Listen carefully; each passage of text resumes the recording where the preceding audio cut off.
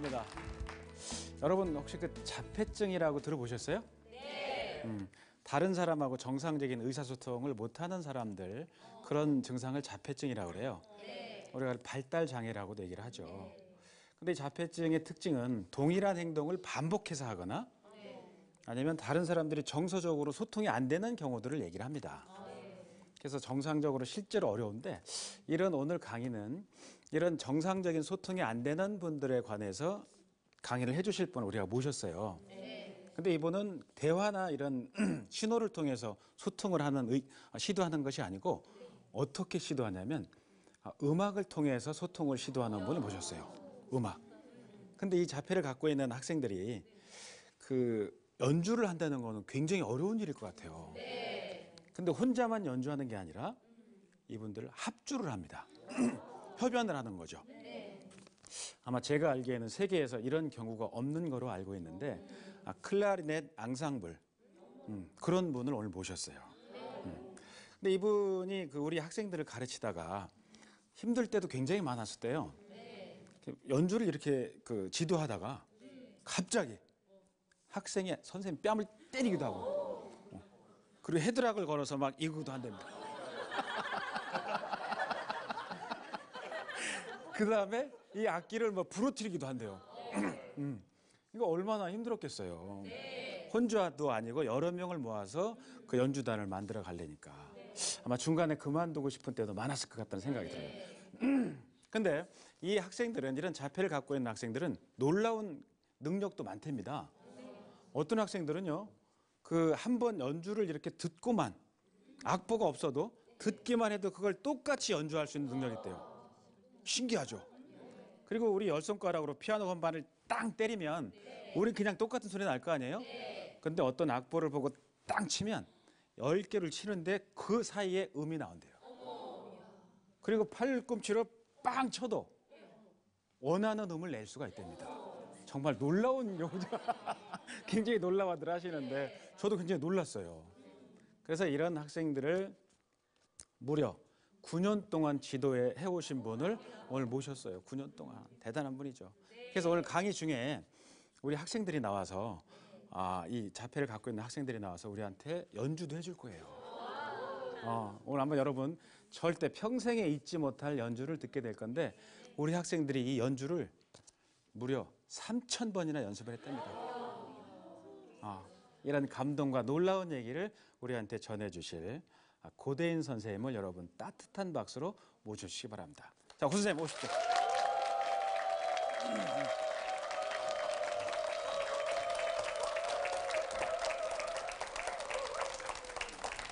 안녕하세요. 저는 하트클라리넷 앙상블 지도자 고대인입니다. 반갑습니다.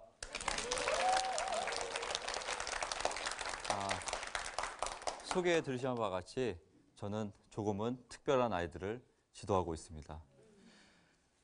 저는 처음 아이들을 만난 것은 2006년 하트하트 발달장애 오케스트라 첫 연주회에 객원단으로 나가면서부터였는데요. 그 전까지는 아이들에 대해서 전혀 알지 못했고 만나본 적도 없었습니다. 처음 그 연습실에 들어갔을 때 아이들의 그 모습이 아직도 저한테는 생생하게 남아있는데요.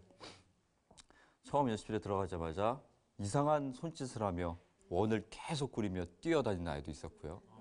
그리고 앉았다 일어났다를 반복하다가 갑자기 또 점프를 뛰고 그리고 혼잣말을 하다가 울다가 갑자기 또 웃다가 이런 모습을 한 아이들이 너무나 많이 그곳에 있었습니다. 그래서 저는 그 광경을 보고 여러 음들이 모여서 하나의 하모니를 이루어야 하는 그 합주를 장애도 있고 이렇게 산만한 아이들이 과연 가능한 걸까라는 생각을 하게 되었습니다. 일단 연습을 시작해야 되는데 자리에 앉히기도 힘들었습니다. 자리에 한 명이 앉으면 또 다른 아이가 금방 일어나서 엄마를 찾거나 돌아다니는 것이었습니다. 그래서 어머님들께 도움을 요청해서 아이들과 동석을 한 후에야 자리에 앉을 수 있었는데요. 그래서 그렇게 드디어 연습이 시작되었습니다. 근데 아이들이 합주가 되었을까요?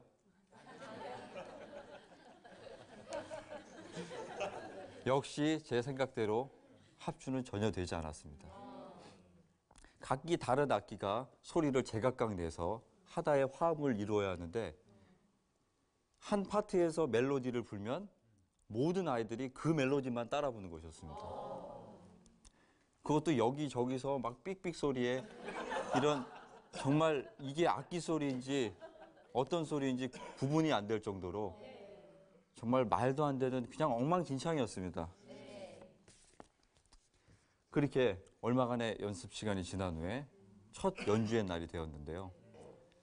연주의 직전에 대기실에서 있었던 일입니다. 저는 연주를 나가기 위해서 악기를 그냥 들고 멍하니 서 있었는데요.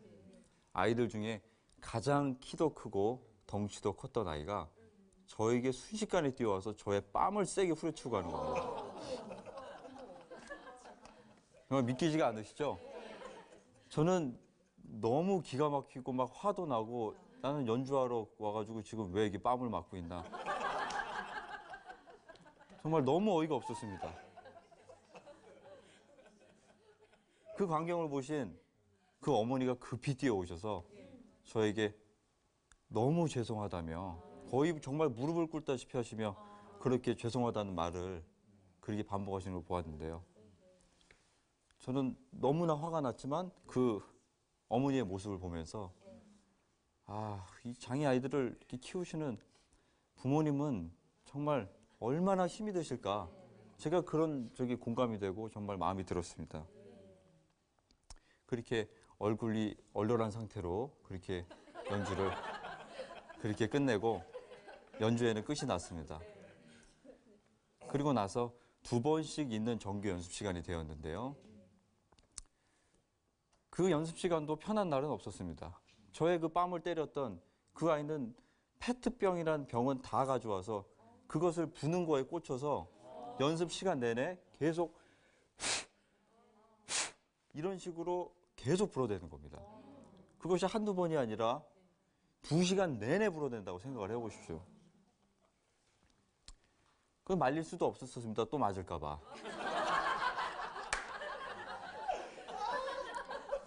그 아이뿐만이 아니라 다른 아이들도 연습에 집중하는 아이는 없었습니다.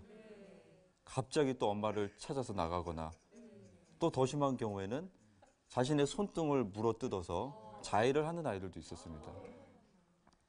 아이들의 몸은 다 큰 것 같은데 하는 행동들은 너무나 어린아이 같았던 거죠. 저는 그리고 또 아까 교수님께서 말씀하셨지만 어디서 또 그 헤드락을 거는 걸 배워서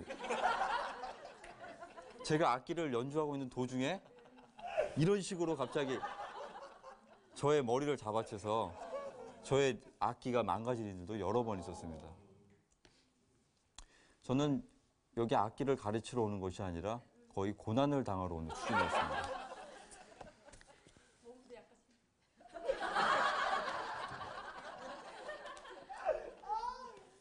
이 난감한 것은 이 의사소통이 어려운 아이들이 어떻게 하면 앞으로 악기 연주를 할 수 있을 것인가에 대한 그런 고민이 되었습니다. 그리고 무엇보다 가장 저에게 심각한 고민이 됐던 것은 제가 제 인생에서 이렇게 어렵고 힘든 아이들을 만나서 이 어려운 일을 해야 될 이유가 제가 없었던 것입니다. 저는 당시 대학생이었고 졸업을 하자마자 유학이라는 정확한 목표가 있었습니다. 그렇기 때문에 이 아이들과 그렇게 오랫동안 함께할 이유도 없었고 그렇게 하고 싶지도 않았습니다. 저는 아이들을 만나고 나면 항상 두통에 시달리고 그리고 정신적으로 힘들었습니다. 아이들을 그렇게 만나는 날이면 만나는 시간부터 시계만 봤습니다. 언제 끝나나. 그 정도로 저와 아이들의 이런 성향과 성격은 전혀 맞지 않았습니다. 저는 당시 저의 인생의 목표를 위해서라면 뒤도 안 돌아보고 앞만 보고 달려가는 냉정한 청년일 뿐이었습니다. 그렇게 아이들을 만난 지 1년여의 시간이 지났습니다. 그렇게 시간이 지났는데도 저는 이 아이들을 만나는 것 자체를 전혀 생각 없이 단지 그냥 아르바이트의 수단으로만 그렇게 생각하고 그렇게 아이들을 무성의한 태도로 계속 대했습니다. 근데 전 너무 신기한 것이 아이들을 정말 그렇게 무성의하게 대하고 정말 저 신경도 안 썼거든요. 가서 그래 잘한다 잘한다 하고 그냥 집에 가고 이런 식이었는데 아이들은 시간이 지날수록 저에게 호감을 갖고 저를 너무나 그렇게 순수한 태도로 저를 그렇게 대해주는 모습을 그렇게 보면서 저의 딱딱했던 그 마음들이 조금씩 신기하게 열리기 시작했습니다. 그리고 어느 순간부터 그 아이들의 모습을 보면 너무나 사랑스럽게 보이는 것입니다. 그냥 어려운 아이들, 정말 힘든 아이들이고 이거 정말 세상에 살아갈 수 너무나 불쌍하다로만 생각했는데 아이들의 그 모습이 저에게 점점 너무 좋게 보여졌던 것입니다. 보통의 음악하는 사람들은 대학을 졸업한 후에 유학을 갔다 와서 오케스트라 오디션을 준비하거나 대학교에 출강하거나 아니면 솔리스트가 되기도 합니다. 그래서 저도 보통의 음악하는 사람들처럼 그렇게 전문 연주자가 되는 것이 꿈이었고 그게 제 삶의 목표였습니다. 하지만 아이들의 그 순수한 모습에 점점 빠져들면서 이 아이들과 함께 보내는 시간과 그리고 앞으로의 노력이 정말 가치가 있고 의미가 있을 수 있겠다라는 생각을 제가 하게 되었습니다. 그렇게 마음을 먹고 제가 아이들과 정말 안 되는 아이들이라고 생각됐지만 정말 한번 무엇인가를 해보자 이렇게 결심을 하고 마음을 바꿨습니다. 근데 하지만 아이들이 악기 부는 모습을 또 현실로 돌아와서 보면 저의 그런 결심들은 늘 산산조각이 나고 말았습니다. 정말 너무 못하는 것이었습니다. 못해도 이렇게 못할 수가 있나 정말 싶을 정도로 아무리 가르쳐도 그걸 받아들이질 않고 그리고 그 기초의 수준에서 그 이상의 수준을 넘어서지를 못하는 것입니다. 의사소통도 안 되고 그래서 제가 이 아이들이 이렇게 노력을 해도 안 되는 이유가 무엇인가에 대해서 정말 깊게 생각을 해보았습니다. 제가 무엇이 문제인지 또 아이들은 왜 실력이 안 느는지에 대해서 생각해 본 결과 아이들에 대한 제가 이해와 사랑과 열정이 부족했기 때문에 아이 개개인에 맞는 특성에 맞는 이런 커리큘럼이나 구체적 지도 방법이 없었다는 것입니다. 그리고 아이들이 힘든 악기 연주를 하면서 이것을 왜 해야 하는지 뚜렷한 목적과 목표가 없었던 것입니다. 아이들이 악기 연습을 하는 것은 단순히 정서적 안정을 기대하며 그냥 보조수단에 지나지 않았던 것입니다. 그렇게 나름대로 생각을 정리한 후에 아이들과 함께한 것이 악기를 잘하기 위한 기초훈련이었습니다. 하지만 보통의 음악하는 그런 학생들도 기초 연습을 하기에는 너무 많은 인내도 요하고 많은 반복의 연습이 필요합니다. 사실 아이들은 근 2년 동안 흥미 위주의 짧은 소곡들이나 재밌는 곡들만 그렇게 그냥 불었습니다. 그 정도만 해도 잘한다 잘한다 그냥 그렇게 넘어갔거든요. 근데 그 지겹고 힘든 기초 연습을 하면서 아이들과 제일 마찰이 심했습니다. 아이들의 집중력은 생각보다 많이 짧습니다. 15분, 더 길게는 30분 동안만 단기 집중할 수 있는데요. 그 시간만 지나면 갑자기 문을 박차고 나간 아이도 있고 몸을 막 꼬고 갑자기 엄마를 찾고 갑자기 울고 심지어는 또 손등을 물고 벽에다가 머리를 박는 친구도 있었습니다. 또 한 번은 주먹으로 저의 얼굴을 때려서 그거는 이제 물리적으로 충돌이 굉장히 심하게 일어난 적이었는데요. 그래서 저의 입술이 터지고 피가 흐른 적도 있었습니다. 저는 이런 일을 제가 이렇게 겪을 때마다 아니 나도 꿈도 있고 나도 연주자의 그 목표와 그게 있었는데 욕심도 있었는데 내가 이 아이들과 왜 이런 시간을 보내야 하며 이런 고통을 당해야 하는지 제 마음이 너무 답답하고 너무나 힘들었습니다. 그렇지만 이 아이들이 지금 이 기초의 시간을 이 훈련을 넘어서지 못한다면 이 상태로만 계속 있다는 것을 제가 아이들을 가리키면서 알게 되었습니다. 그래서 그런 돌발 행동이 나오고 서로 감정이 상하고 그렇게 되어도 다시 연습실로 데려와서 연습을 시켰습니다. 보통은 그렇게 30분 만에 그런 일이 일어나면은 진이 빠지고 할 맛이 안 납니다. 그래서 그냥 그래 집에 가라 이런 식으로 끝냈었는데 항상 다시 연습실로 데려와서 수십 번씩 또는 수백 번씩 반복 훈련을 지속하였습니다. 아이들은 장애 정도가 다르기 때문에 모두 같은 방법 그리고 모두 같은 강도의 훈련이 효과적이지 않다는 걸 알게 되었습니다. 그래서 아이의 장애 정도와 특성에 맞게 맞춤식 훈련이 효과적이라는 것도 알게 되었습니다. 그래서 또 한 가지는 아이와 저와 생활하는 그 시간보다 가정에서의 생활하는 시간이 훨씬 많기 때문에 아이들에게 숙제장을 만들어줬습니다. 그것은 기초 훈련부터 세분화된 테크닉 연습까지 그렇게 해서 제가 써주면 아이들은 집에서 한 번 할 때마다 별표를 한 개씩 치는 거였습니다. 아이들의 장점 중 하나는 무엇인가를 해라 하면 그것을 10번이고 20번이고 정한 대로 해야 되는 강박이 있다는 것입니다. 우리 보통 사람들은 10번 하세요 하면은 8번 하고 10번 했다고 하지 않습니까? 근데 우리 아이들은 진짜 100번 하라면 100번 다 합니다. 500번 해와. 그러면은 말을 그냥 하면 안 돼요. 정말 그렇게 하거든요. 앉았다 일어났다 1000번 해라. 그러면은 정말 1000번 하고 1000번 했다고 합니다. 그래서 그렇게 별표를 아이들은 매주마다 열심히 쳤습니다.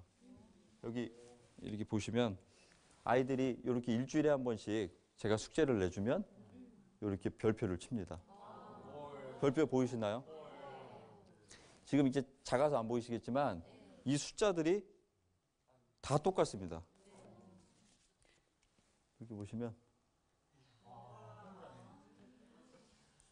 이게 세면은 이게 다 똑같아요. 이런 식으로 아이들이 이렇게 매주 연습을 해 나가면서 정말 눈에 보일 정도로 실력이 많이 향상되었습니다. 참 신기한 것은 이렇게 실력이 향상되고 성취감도 느끼면서 그리고 무대에서 더 큰 박수를 받을수록 아이들의 돌발 행동과 이런 난폭한 행동들은 많이 없어졌습니다. 그 본인이 제어할 수 있는 능력도 생겼고요. 그리고 처음 봤을 때는 참 어두워 보였는데 시간이 지날수록 표정도 점점 밝아지는 것도 보게 되었습니다. 이렇게 제가 아이들에 대해서 변화되는 모습을 보면서 장애가 있기 때문에 너희들이 이 정도만 하면 된다. 이것이 한계야. 더 이상은 안 될 거야. 저는 그런 생각을 지워버렸습니다. 처음 봤을 때는 저는 이 아이들이 뭔가 이런 곡을 한 곡을 연주하고 악기를 제대로 할 수 있을 거라고는 저는 상상하지 못했습니다. 하지만 노력을 통해서 계속 하다 보니까 그 한계를 계속 높이게 되었습니다. 그래서 아이들과 시간을 보내면서 너희들 다 극복할 수 있다. 일반 사람들보다 노력과 시간이 더 필요할 뿐이지 모든 것을 다 극복하고 다 해낼 수 있다는 그런 얘기를 많이 하면서 아이들과 희망과 열정으로 묵묵히 최선을 다해서 연습을 하였습니다. 아이들에게 이런 가능성을 발견하고 실력이 향상되면서 고민이 하나 더 됐던 것이 있습니다. 아이들이 이렇게 마냥 매일 연습만 해서 무엇을 할 것인가에 대한 고민이었는데요. 그래서 고민을 해본 결과 우리 클라리넷으로만 앙상블을 한번 만들어 보자. 그렇게 해서 클라리넷 앙상블을 만들게 된 것입니다. 저희 앙상블 단원이 총 8명인데요. 8명 중에 5명이 클라리넷으로 음악대학을 진학을 했습니다. 정말 이거 대단한 일입니다. 제가 한 9년 전에 아이들을 봤을 때는 클라리넷을 해서 아이들이 음악대학에 갈 것이라고는 저도 상상하지 못했고 아이들을 기르시는 부모님도 상상하지 못하셨던 일입니다. 아이들은 이렇게 최선을 다하고 노력을 통해서 점점 더 발전하고 있습니다. 그래서 제가 이 아이들의 이 노력을 제가 말로 계속하는 것보다 연주를 한 곡 들려드리도록 하겠습니다.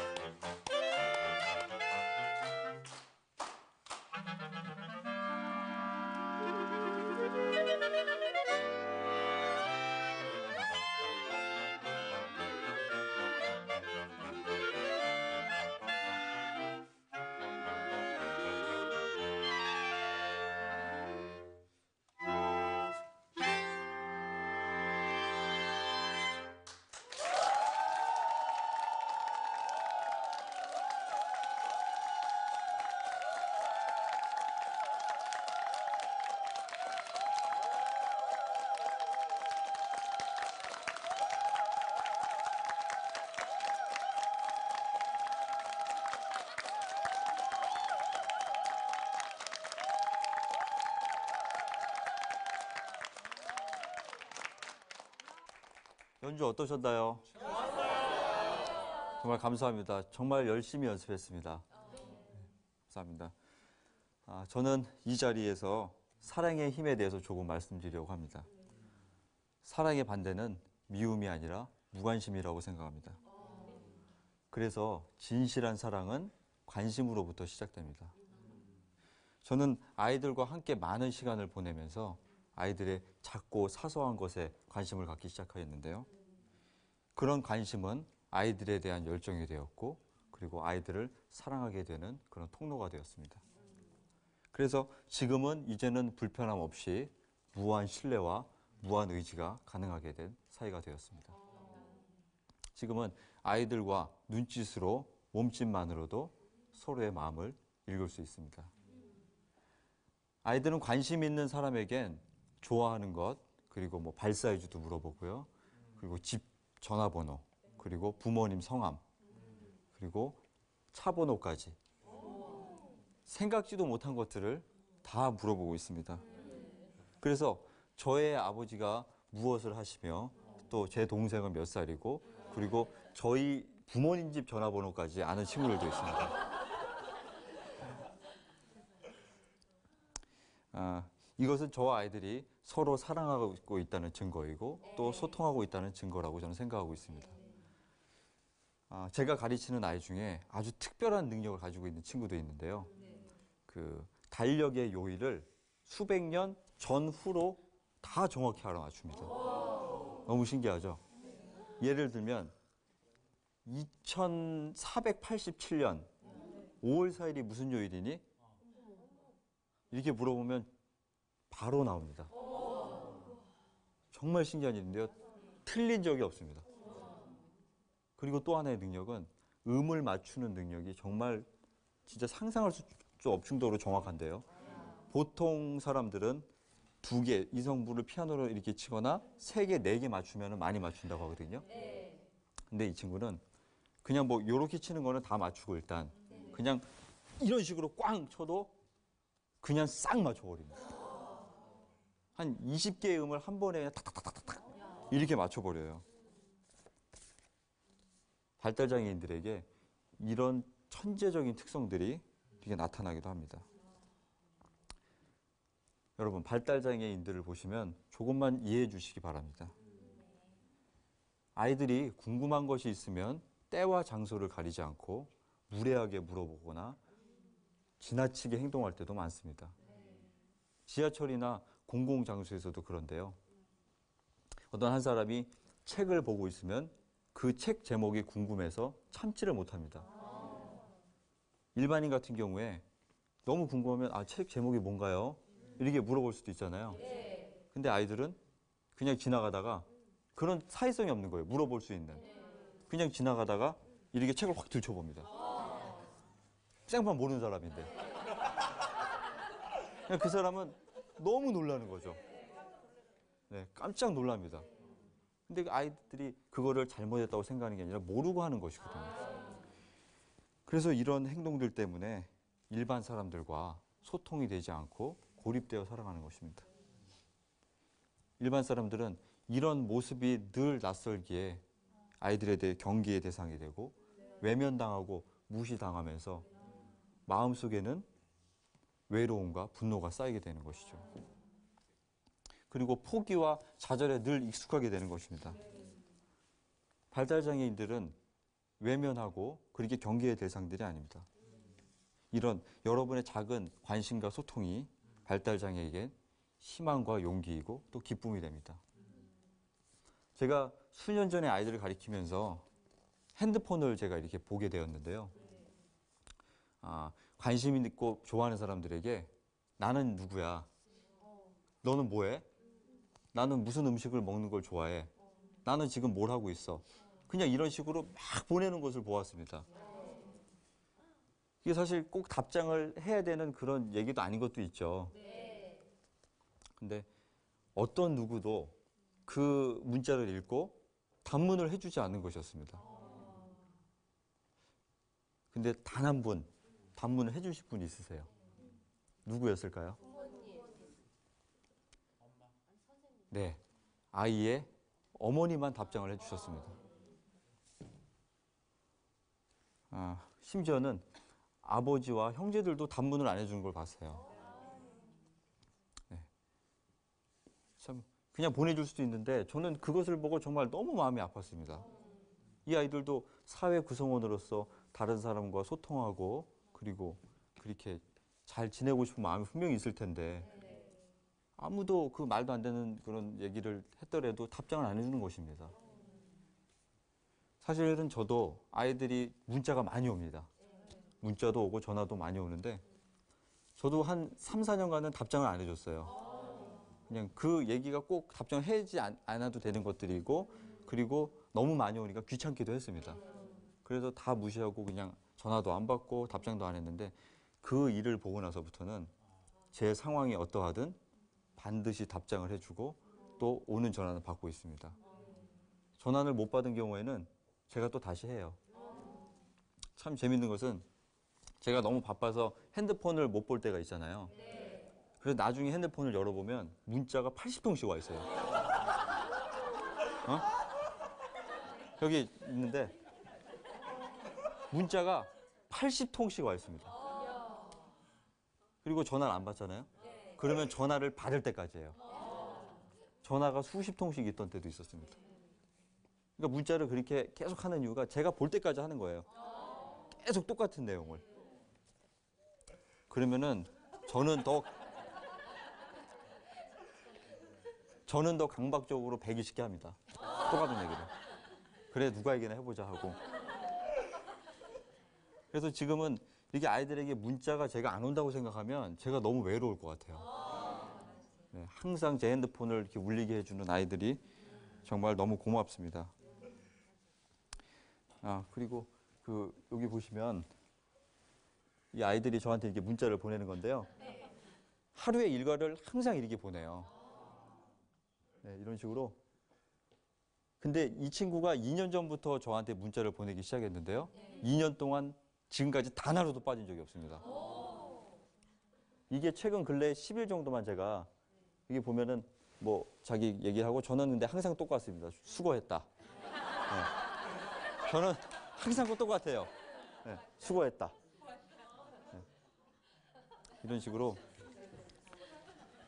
이게 정말 이게 시켜서 되는 게 아니잖아요. 네. 2년 동안 똑같이 하고 있는데 일반 사람들이 이렇게 성실하게 무언가를 하면 다 성공할 겁니다, 아마.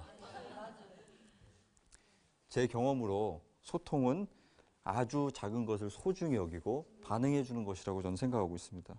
제가 언젠가부터 아이들을 제 집으로 데리고 와서 같이 장도 보고 뭐 영화도 보고 같이 뭐 목욕탕도 가고 그리고 같이 얘기를 하면서 잠도 자면서 이야기를 많이 하고 있습니다. 그 시간은 아이들과 저와 훨씬 친밀하게 되는 시간이었고 아주 행복하게 그렇게 아이들과 지내고 있습니다. 그래서 행복은 혼자 하는 것이 아니라 함께 하는 것이라고 저는 생각하고 있습니다. 오늘 이 자리에서 꼭 말씀드려야 할 분들이 계십니다.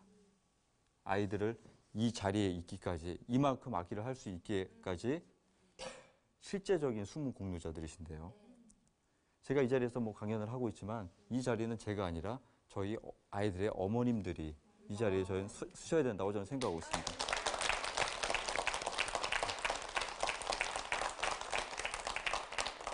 어머님들은 1년 365일 불철주야를 정말 아이들을 그림자처럼 그리게 쫓아다니시면서 정말 중노동과 같은 일들을 감당해내고 계십니다.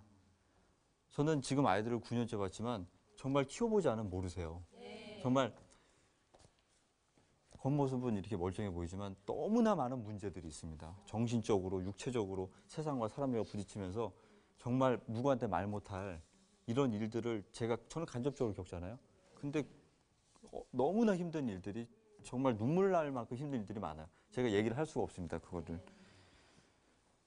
어머니들을 보면서 여자는 약하지만 어머니는 정말 강하다는 말을 제가 절실히 깨닫고 그렇게 늘 느끼고 살고 있습니다. 우리 아이들의 어머니가 마지막 그 소원이 무엇인지 아십니까?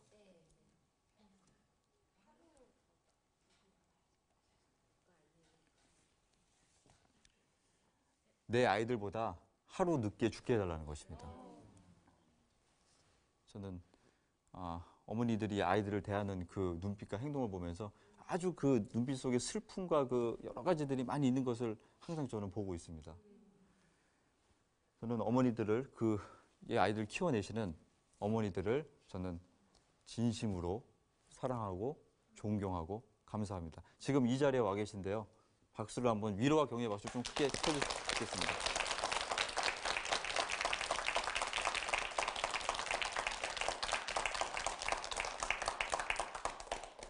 누구에게나 한 번의 인생이 주어집니다. 그래서 우리는 그 인생을 일생이라고 부릅니다. 아이들은 이 세상에 우리와는 좀 다른 모습으로 태어났습니다. 그래서 다른 것만큼 다른 인생을 살 것이고 또 의미 있게 살아갈 것입니다. 남들은 보통의 사람처럼 태어나지 못한 아이들을 보고 불쌍하다고도 생각하고 측은하게 생각하지만 저는 전혀 그렇게 생각하지 않습니다.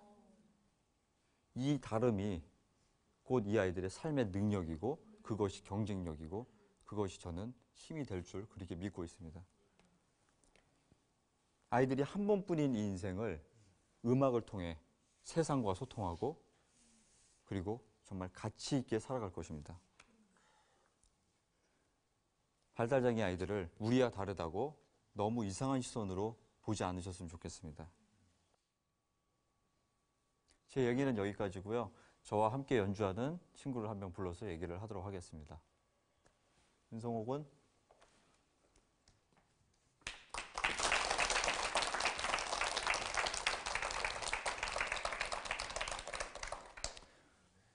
성호야? 봐야지. 네, 성호는 악기 연주하는 게 좋아요?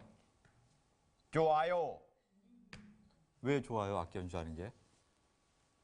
안갑을 하니까 좋아요. 성호는 하루에 몇 시간씩 연습을 하나요? 4시간씩 연습하나에 하고 있습니다. 오, 4시간씩이나 해요? 클라리넷 재밌어요. 네, 오늘 이런 방송에 나오니까 어떤가요? 기분이 좋아요.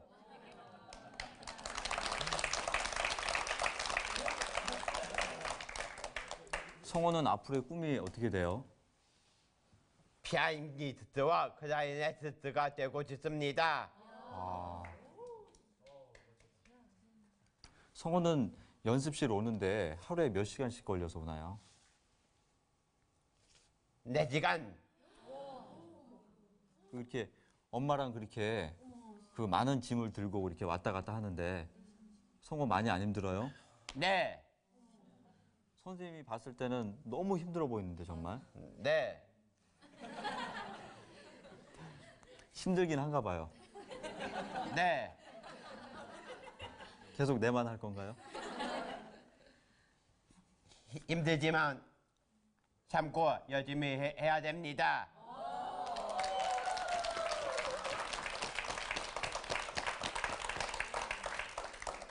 성호는 엄마한테 의지를 선생님 봤을 때 너무 많이 하는데 엄마를 엄청 사랑하나요?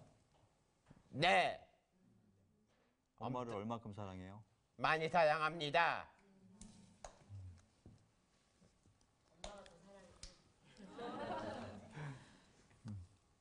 성호 인터뷰 너무 잘했어요. 네. 인사.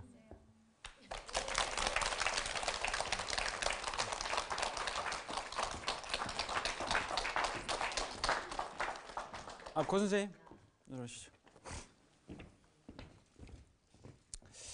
저는 우리 방송 진행을 이제 매주 하잖아요. 하는데 오늘처럼 많이 이렇게 그 울컥울컥한 경우는 처음인 것 같아요. 그래갖고 하여튼 이런 어려운 일을 지금까지 우리 고 선생님 해오시는데 보통 사람이 못하는 일 아니겠어요? 네. 너무 힘들고 아까 말씀하신 것처럼 막 맞기도 하고 막 헤드락도 하고 막 이러니까 악기를 푸시기도 하고 보통 사람 같으면 그만두었을 텐데 혹시 뭐 거액의 연봉을 받고 뭐 그런 거 처음에는 이제 아이들 만나는 거 봉사처럼 네. 그렇게 시작을 하였습니다. 네. 하시다 보면 지금도 뭐 역시 봉사를 하고 계신데 보람 같은 것도 있었을 것 같아요. 진짜 아까 혼자 소통도 안 되는 아이들을 8명씩 합주를 하고 뭐 합연을 하고 이러니까 보람도 많았을 건데 어떤 보람이죠? 그 아이들과 가장 큰 보람은 안 된다고 생각했었는데 그게 될 때 정말 그게 너무나 보람이 되고 그 아주 희열을 느낍니다. 아이들도 느끼고 저도 느끼는 거거든요. 지금도 계속 그 한계를 넘어서기 위해서 계속 아이들도 저도 그렇게 노력을 하고 있습니다. 그게 이제 저한테는 가장 큰 보람이고 아이들의 한계를 넘는 게 꼭 또 제가 넘는 것이 될 수 있거든요.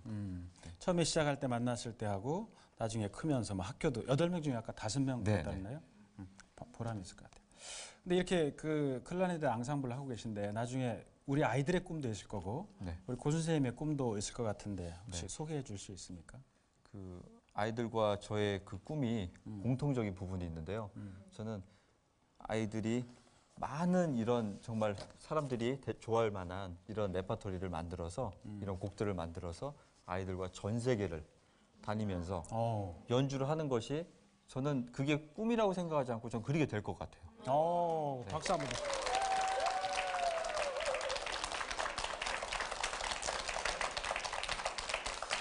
그 꿈이 이루어지길 우리도 다 같이 응원하고 기도하겠습니다. 오늘 강의해 주신 우리 고 선생님한테 다시 한번 박수 부탁합니다. 감사합니다.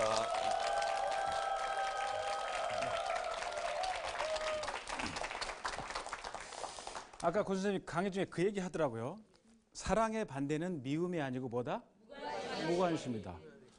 저도 오늘 실제로 이렇게 그 자폐를 갖고 있는 아이들을 가까이서 보기에는 사실은 처음이거든요. 처음인데 이럴 수도 있구나 하는 걸 느끼게 됐고, 근데 보면서 그냥 멀리서나 보고 방송에서만 봤었는데 실제로 이렇게 어려운 상황에 있구나 하는 걸 느끼게 됐고, 또 하나 감동스럽게 뭐였냐면 아까 어머님들의 소망이 하나 있다고 그러셨잖아요. 아이들보다 어떻게? 하루만 더 산다. 참 굉장히 가슴 아픈 얘기이기도 하고요. 오늘 강의는 우리 고 선생님한테 소통도 안 되는 이런 아이들을 데리고 9년 동안, 더구나 오늘 이 연주는 3,000번의 연습을 했다는 겁니다. 3,000번. 정말로 힘든 일이죠. 우리 대학 중에 한국 사람들이 제일 들어가기 좋아하는 대학이 어딘지 아시죠? 어디 대학이에요? S대학이죠. S대학. 거기 S대학 나온 아이들은 대학을 딱 2개의 대학만 있는 줄 알아요. S대학하고 기타대학. 나머지 이 기타 치는 대학이 아니라 기타 여러 가지 대학을 얘들은 기타대학이라고 해요. 근데 S대학 학생들은 이 기타대학 학생들 볼 때 어떻게 보냐면 아주 우습게 봅니다. 아주 깐이 봐요. 왜 그런지 혹시 아세요? 걔들이 공부를 잘해서? 우월주의? 아니에요. 그 S대학이 기타대학, 저도 기타대학 출신이거든요. 이건 아니고 기타대학. 기타대학 출신들을 우습게 보는 이유가 있어요. 걔들은 견뎠기 때문에 그래요. S대학 아이들은요, 중학교 때도 그렇지만 고1, 고2, 고3을 견딘 거예요. 그래서 기타대학 아들한테 뭘 하냐? 야, 너네 못 견뎠잖아. 나는 견뎠거든. 너네 고등학교 때 먹고 싶을 때 먹고 자고 싶을 때 자고 놀고 싶을 때 놀았잖아. 나는 안 놀았어. 놀지도 못했고 먹지도 못했고 자지도 못했어. 그랬기 때문에 나는 S대학에 들어온 거야. 걔들이 그것 때문에 기타대학을 우습게 보는 거예요. 그리고 얘들이 아는 게 뭐냐면 그 다음을 알아요. 너네 그때 못 견뎠지? 앞으로 너네 못 견딜 거야. 걔들이 그걸 알기 때문에 기타대학 출신들을 우습게 보는 거야. 공부 잘해서 우습게 보는 것도 아니고 시쳇말로 싸가지 없어서 우습게 보는 게 아니에요. 나는 견뎌봤기 때문에 너희는 못 견뎌. 알기 때문에 우습게 보는 거예요. 그래서 보면 우리가 나중에 우리 학생들이 학교를 졸업하고 취직을 해서 인생을 살잖아요. 사업하기도 하고. 아이들이 살 때 3가지 영역의 직업을 갖고 살게 됩니다. 하나는 자기가 좋아하는 일을 직업으로 삼는 경우예요. 2번째는 잘하는 걸 직업으로 삼죠. 3번째는 뭐냐면 좋아하지도 잘하지도 못하는 일을 직업으로 삼고 살아요. 이 3가지 영역 중에 어떤 영역이 제일 많을 것 같아요? 여러분 생각에. 그 3번째죠. 잘하지도 못하는 일을 직업으로 삼고 살아. 왜 그래야 돼? 정답이에요. 먹고 살려고. 먹고 살려고. 근데 그 인생이 행복할까요? 행복하지 않죠. 그냥 사는 거예요. 어쩔 수 없이. 그 사람들이 제가 볼 때는 약 80%에서 90%의 사람이에요. 어쩔 수 없이. 자식 때문에, 누구 때문에, 어떤 이유 때문에. 근데 우리가 행복하게 살려면 뭐를 잘하면 돼요? 자기가 좋아하는 거를 하면 돼요. 그러고 살면 돼요. 그죠? 근데 좋아하는 일을 잘해서 예를 들어서 뭐 글을 써 내가. 글 쓰는 일을 잘해요. 그러면 글 쓰는 시간 동안은 내가 굉장히 행복할 거 아니야. 그죠? 근데 쓴 글이 안 팔려. 그럼 우리 가족은 어떻게 될까요? 불행하죠. 굶게 되는 거야. 그러니까 좋아하는 일만 해서는 답이 안 나오죠. 그러면 답이 나오는 건 뭐냐면 좋아하는 일을 잘해야 돼요. 정답이에요. 글 쓰는 사람들 중에 글 쓰는 사람이 세상에 다 혼자밖에 없어요? 수없이 많잖아요. 그 사람들 중에 내 쓴 글이 팔리게 하려면 내가 누구보다 잘 써야 되는 거예요. 그 2가지 조건. 좋아하는 걸 잘해야 된다. 그러려면 그 시간만큼은 어떻게? 견뎌야 되는 거예요. 견뎌야 돼요. 아까 S대학의 기타대학 우습게 보는 것처럼. 저는 오늘 고대인 선생님의 강의를 들으면서 9년이라는 시간 동안 정상적으로 의사 전달도 안 되고 이런 시간을 오랫동안 견뎌왔기 때문에 이런 우리가 놀랍고 감동스러운 작품들이 나왔고 이런 작품들이 앞으로 우리 세상을 아주 밝게 만들어줄 걸 저는 의심치 않습니다. 그래서 오늘 이 감동스러운 자리를 마련해 주신 아까 우리 고대현 선생님하고 그다음에 가장 큰 박수를 받아야 될 분은 어머님들한테 뜨거운 박수를 보내면서 오늘 강의를 마무리하겠습니다. 감사합니다.